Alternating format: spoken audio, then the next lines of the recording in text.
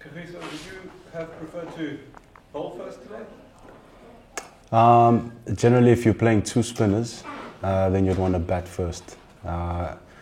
And as you've seen, the wicket is getting drier and drier by the second. And it's day one, and it's really dry and it's quite slow. So, yeah, and Simon was in the game there as the ball, his second ball, I think it dragged quite a bit. So, I think it was the right decision.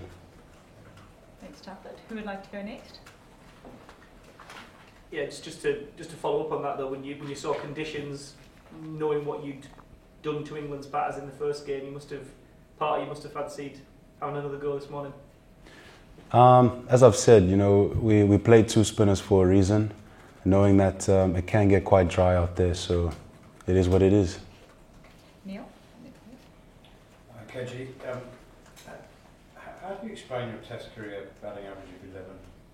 You're so much better than that. I don't know, I guess lack of application. For those? Hi, Katie. What does it feel like, you know, seeing the top order and the middle order struggling, and there's been a few low scores this year, I guess. I mean, you guys know you've got lower order runs, but just how do you feel in terms of watching them, and is there like a sympathy or an empathy, or can you offer them advice? Or? I think that our batters, they know what they have to go and do. None of them are getting out on purpose. We know that we have quality in that batting lineup. It is a young batting lineup as well. So I guess it's just about gaining the experience. But I do think that, you know, they know what they've done wrong. And as a team, we're backing each and every player to go out and do their best. If it doesn't come off, then it is what it is, and you have to carry on with it. But individually, I think that they are taking responsibility of I guess, their actions and what they're doing, and I know they're going to be trying their utmost best. So in the unit, you know, you can't go around pointing fingers. That's just energy sapping. So I think that as a collective, we back each and every one. What's happened in the past has happened, and we have to look forward and I guess apply ourselves and hope to score some runs as a unit. Thanks, Mark. I'm just wondering, obviously it's on the other side, so you don't go watching him take wickets, but just wondering your thoughts on your 40-year-old Jimmy Anderson bowling the way that he still is, just how you feel about that, watching him and knowing the toll it takes on your body, and make you think about your own longevity, I suppose, too. Yeah, I think he's had a remarkable career, Test career particularly. He's still getting wickets at his age.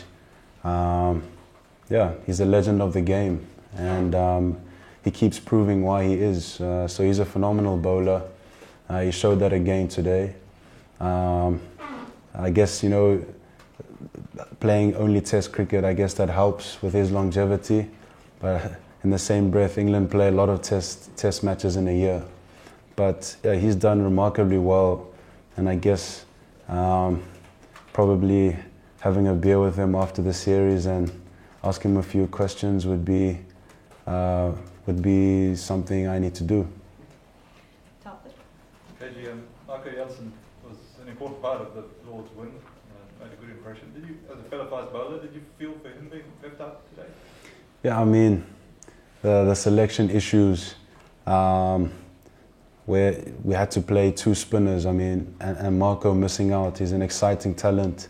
He can bat, and we've seen what he can do with the ball. He's got a lot of X factor. I mean, unfortunately, he had to miss out today, and that was a team decision. It wasn't based on his performance. And Simon, everyone knows that Simon is a top quality bowler. He's proven that, especially in the county championship.